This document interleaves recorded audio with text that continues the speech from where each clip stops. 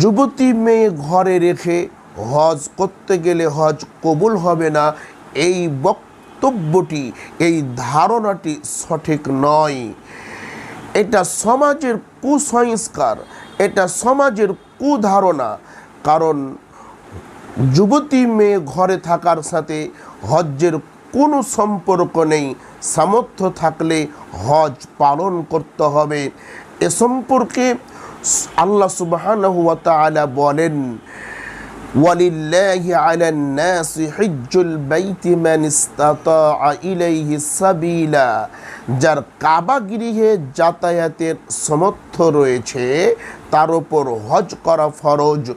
সূরা আল ইমরান ৯৭ নম্বর আয়াত।